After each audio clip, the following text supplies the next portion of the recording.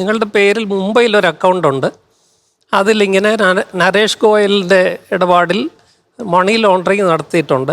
അതുകൊണ്ട് പെട്ടെന്ന് നിങ്ങൾ മുംബൈ പോലീസിലേക്ക് വരണമെന്ന് പറഞ്ഞു.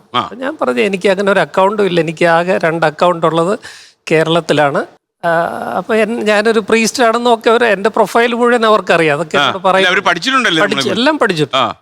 അപ്പം ഞാനിത് ഡിനേ ചെയ്തു, എനിക്ക് അങ്ങനെ ഒരു അക്കൗണ്ട് ഇല്ല, എന്താണേലും നിങ്ങളിവിടെ വന്നേ പറ്റൂ. ഞാൻ പറഞ്ഞു എനിക്ക് നാളെ വരാനൊക്കില്ല, പ്രയാസമുണ്ട്. അങ്ങനെയാണെങ്കിൽ നമുക്ക് ഓൺലൈനിൽ ഡീൽ ചെയ്യാം. നിങ്ങൾ പ്രീസ്റ്റാണെന്ന് അറിയാം, നിങ്ങൾ ചെയ്യത്തുമില്ലെന്നറിയാം. പക്ഷേ നിങ്ങളുടെ ആധാർ കാർഡ് ഉപയോഗിച്ച് ആരോ നിങ്ങളെ ഒരു കള്ളക്കേസിൽ കുടുക്കി നിങ്ങളുടെ അക്കൗണ്ടിൽ, നിങ്ങളുടെ പേരിൽ ഒരു അക്കൗണ്ട് ഇവിടെ തുടങ്ങിയിട്ടുണ്ട്. അത് നിങ്ങൾ ക്ലിയർ ചെയ്തില്ലെങ്കിൽ നിങ്ങൾക്ക് ആപത്താണ്, നിങ്ങളെ അറസ്റ്റ് ചെയ്യേണ്ടി വരും എന്നൊക്കെ പറഞ്ഞു. അത് ക്ലിയർ ചെയ്യാൻ ഞങ്ങൾ സഹായിക്കാം. അതുകൊണ്ട് ഞങ്ങൾ CBIയിലേക്ക് റെഫർ ചെയ്യാണ് എന്ന് പറഞ്ഞ് അടുത്ത കോള് CBI ഓഫീസർ എന്ന് പറയും. അപ്പോൾ വീഡിയോ വരുന്നുണ്ട്. വേറെ സ്ഥലത്താണോ ഇരിക്കുന്നത്? വേറെ സ്ഥലത്താണ് ഇരിക്കുന്നത്. യൂണിഫോം ഒന്നുമില്ല, യൂണിഫോം ഉണ്ടല്ലോ. യൂണിഫോം ഇല്ല, പക്ഷെ CBI ഒരു ലോഗോ കാണിക്കുന്നുണ്ട് വീഡിയോയുടെ താഴെ, CBI ഓഫീസർ എന്നൊക്കെ പറഞ്ഞു. അപ്പോൾ അദ്ദേഹം എന്നോട് സംസാരിച്ചു തുടങ്ങി. അപ്പോൾ പറഞ്ഞു നിങ്ങളുടെ ഏത് കേസാണേലും നിങ്ങളുടെ പേരിലാണ് ഇത് അവിടെ രജിസ്റ്റർ ചെയ്തിരിക്കുന്ന, FIR ഇട്ടിട്ടുണ്ട്. കോപ്പി കാണിച്ചോ? FIRന്റെ നമ്പരും ഒക്കെ എനിക്ക് തന്നു. നമ്മളെ കൺവിൻസ്ഡ് ആക്കും അവര്.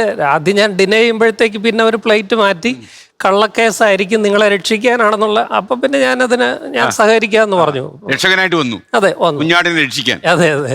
അപ്പൊ നിങ്ങളുടെ അക്കൗണ്ട് ഡീറ്റെയിൽസ് തരണം, എത്ര പണം ഉണ്ടെന്ന് ഡിക്ലെയർ ചെയ്യണം. അത് സുപ്രീം കോടതിയുടെ മേൽനോട്ടത്തിലുള്ള റിസർവ് ബാങ്കിന്റെ ഒരു അക്കൗണ്ടിലേക്ക് ട്രാൻസ്ഫർ ചെയ്യണം. നിങ്ങൾ ട്രാൻസ്ഫർ ചെയ്യുന്ന തുക അതിന് അരമണിക്കൂറിനകം നിങ്ങൾക്ക് റെസിപ്റ്റ് തരും, സുപ്രീം കോടതിയുടെ റെസിപ്റ്റ് തരുമെന്ന് പറഞ്ഞു. അത് റീഫണ്ടബിൾ ആണ്. നിങ്ങളെ ക്ലിയർ ചെയ്ത ഉടനെ അതിൻ്റെ ബാങ്ക് ട്രാൻസ്ഫർ കാശ് മാത്രമേ ഞങ്ങൾ എടുക്കുകയുള്ളൂ. ബാക്കി തുക നിങ്ങൾക്ക് ഇമ്മീഡിയറ്റ് ആയിട്ട് തിരിച്ചു തരും. അതിൻ്റെ അഷ്വറൻസ് ഒക്കെ നിങ്ങൾക്ക് ലെറ്ററായിട്ട് വരുമെന്നൊക്കെ പറഞ്ഞു.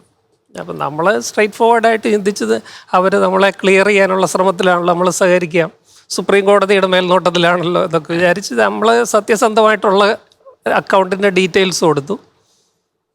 അത് ട്രാൻസ്ഫർ ചെയ്തു.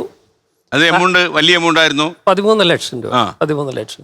അത് ട്രാൻസ്ഫർ ചെയ്തു. അരമണിക്കൂറിനകം അവർ എനിക്ക് റെസിപ്റ്റ് അയച്ചു തന്നു. കൃത്യമായിട്ട് സുപ്രീം കോടതിയുടെ എംപ്ലോ ഒക്കെ വെച്ചിട്ടുള്ള ഇതെല്ലാം എനിക്ക് അയച്ചത്. വളരെ കൺവിൻസിംഗ് ആയിട്ട് നമുക്ക് തോന്നും. അങ്ങനെ പിറ്റേ ദിവസം രാവിലെ ഒരു കോടതിയുണ്ട്, ഓൺലൈനാണ്. അപ്പോൾ ഇതിനിടയ്ക്ക് എന്നെ ഡിജിറ്റലി അറസ്റ്റ് ചെയ്തു എന്ന് പറഞ്ഞു.